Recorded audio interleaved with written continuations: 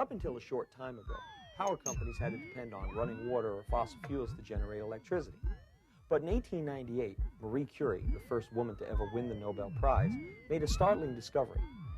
She found that certain natural elements gave off a type of energy that she called radioactivity. Today, almost 1/5 of our nation's electricity is generated using nuclear power. Radioactivity. What a concept. When people hear the word squid, they usually think of these tentacled sea creatures swimming around the ocean. But to Mildred Dresselhaus, who led a team of scientists at MIT labs, squid stand for superconducting quantum interference devices. Now, with enough magnetic force to actually lift the train, these radical new materials should save millions in future energy dollars. Magnetism. What a concept!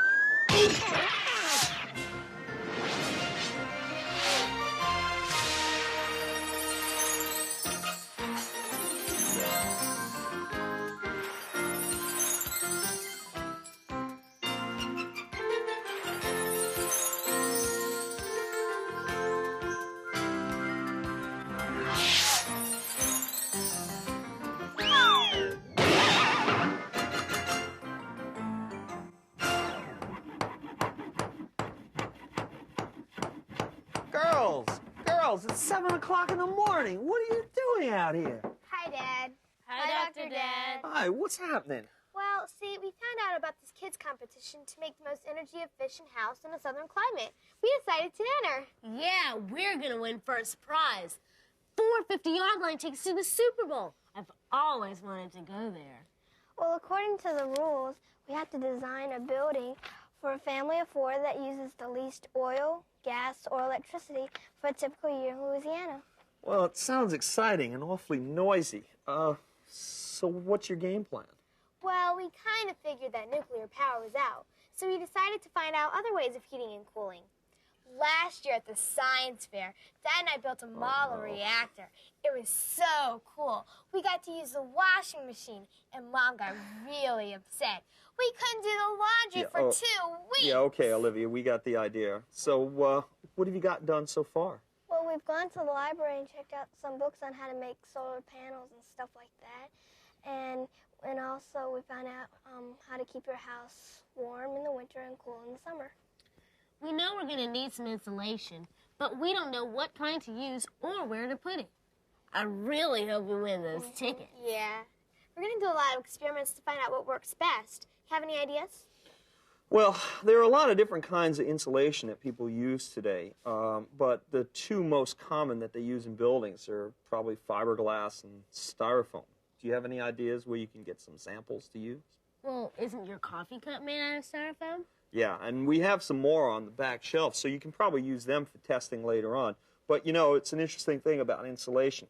The best kinds of insulations don't just stop heat, but they're also designed to reflect the heat back out. Reflect? You mean like a mirror? I don't get it. I think I do. It's kind of like if it reflects, it loses less energy. Yeah, if you think about it, if you've ever walked around town and you see some of the taller buildings that have a lot of glass in them, the glass almost always looks like mirrors. And the mirror glass is keeping the inside of the building cool. When the sun shines on it, it bounces off instead of getting in. But you know, with reflectors, they're kind of interesting because you can use reflecting material to concentrate heat, too. Is there any way we can test it? Well, I've got an idea. We can take 2 styrofoam cups and wrap 1 in aluminum foil and leave the other plain. Yeah, and if we put hot water into each of them and make sure they're the same amount, we could see which one loses the most heat. I don't get it. Why do we have to use the same amount of water? Can't we just fill it up to the top? Well, when you do an experiment, you want to have the same amount of everything. It's called controlling the variables. We just learned about that.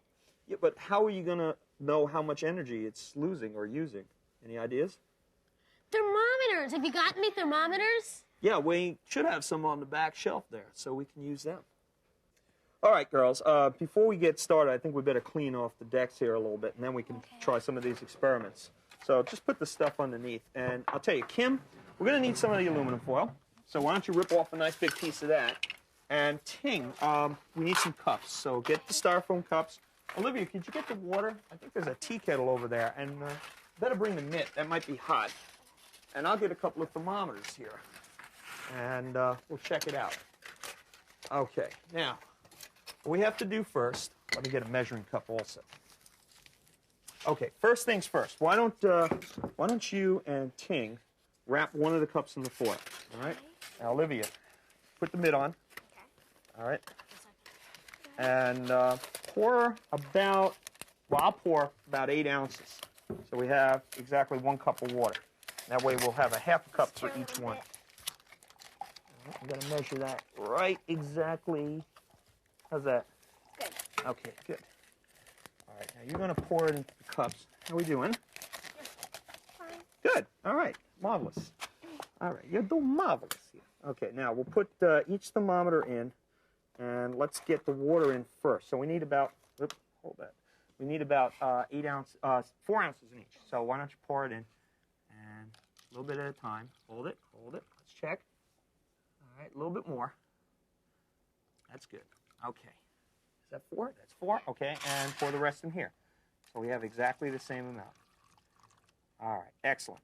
All right, now, all right, that one's going up. Look at them. They're both shooting right up. Fast. All right, now, Ting, what do you got on there? Check out the 2 thermometers. Okay, they're both about 60 degrees Celsius.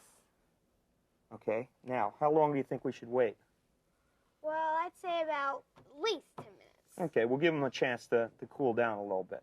All right, and they're both the same temperature. Now, we're testing for insulation. What about albedo? Al who?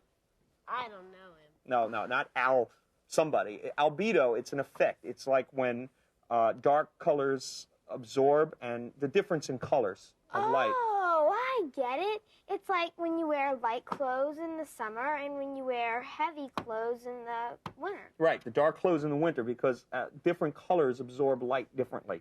I have some white paper and black paper, so we could do this. We need something to be the sun. So, How about this lamp? okay, that should do it. And we need some more thermometers. Right, thermometers. Okay. Now, what we're going to need to do is, again, check our temperature before we start, and then we'll wrap one in one thermometer in one color, the other thermometer in the other color, and we'll see. So why don't you wrap that in the white one? Why don't you wrap that one in the black one? Okay. And we're going to pass this wire, just pass it right under here. Good. And just make it like a little envelope in there. Just roll it up. Okay, we got it. Go ahead. All right, now let's make sure they're both underneath. And we'll put them back in the exact same location. Are they lined up under the sun? Okay, good. All right, Ting, check our temperature again. We're both at? Both at about 20 degrees Celsius. Okay, so let me put them down. And, whoop. All right. Go ahead, time it out. All right. 5, 4, 3, 2, 1. Turn it on, Kim. Blast off! What do we do now? Well, we have to sit and wait. That's the boring part of science, right, Dad? You got it.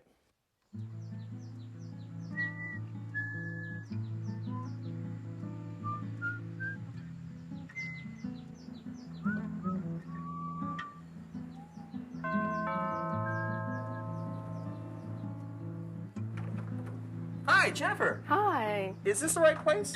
Yes, this is my house. This is a solar house?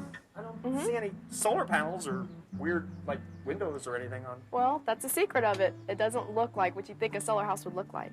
Cool. Can you, like, show me around? Yeah. Okay, I will. great. Well, we can start with the garage first. What's special about this garage? It just looks like a garage. Well, it's placed in the west side of our house, and it has a very small window so that not much sun gets into it. And that way it blocks the west sun in the afternoon. Okay. Well, that makes sense. Anything else special out front here? Yeah, if you notice the porch, it has the overhang, and the length of the overhang makes shade for the windows so we don't have direct sunlight going into the windows during the day, and it keeps the house cooler. Oh, so the first key is to just keep the sun from getting in. Right. That way, oh, it makes sense. How much of a difference does the shading really make in terms of temperature? Is there any way we can measure that? Sure, I can show you with this infrared gun. Okay, I guess we should start with the sunny part first, right? Mm-hmm. Okay, we got 136 in the sun. Now, how about the shade? Wow. 105. 105. That's a big difference. Now, how about the roof? That's right in the sun. Oh, yeah. Wow, 145 degrees. So that's a 40-degree difference between the roof and the shaded part. So that really is a big savings. We're in the inside now. Is there anything structurally different here that helps you save energy? Yeah, this wall back here is the north wall. And so the sun's not as direct there, and we have more windows. And also on the east side of the house, we have closets and a bathroom. So the hot sun on that side doesn't get in. So you have no direct living space with the sun right on it, so it helps keep the people cool.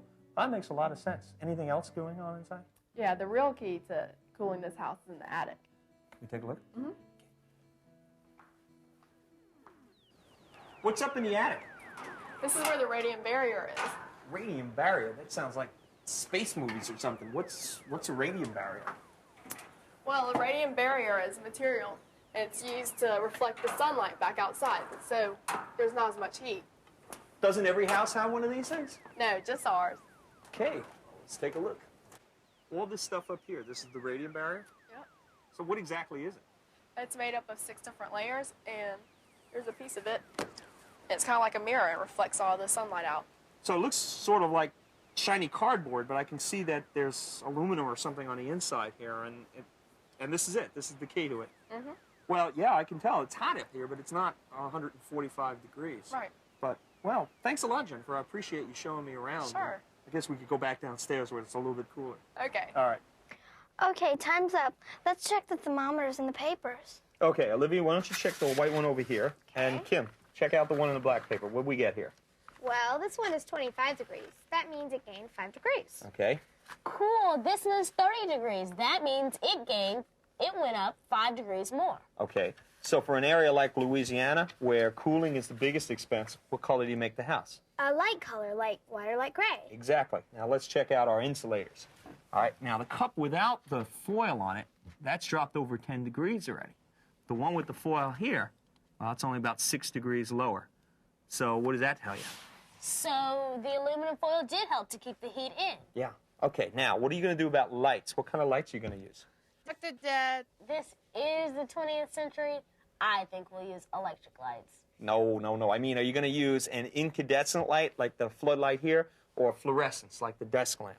I don't get it. I mean, aren't all electric lights the same? Well, you tell me. Put your hand under this one, all right? And then put your hand under this one and see what difference there is. Neat.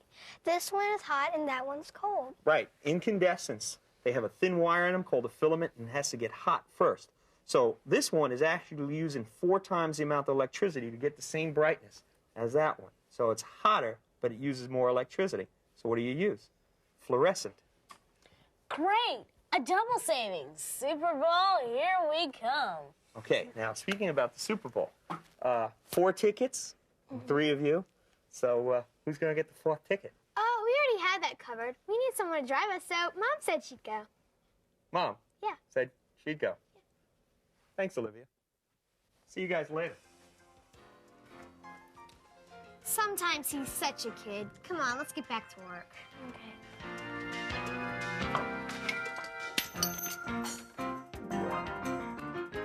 You can use solar energy and some simple steps to really cook up a storm. All you need is a cardboard box, some black paint, some aluminum foil, and clear plastic wrap. Paint the inside of the box black and cover the outside panels of the box with the foil. If you cover the opening with the plastic wrap, you'll have a simple solar cooker that can't be beat.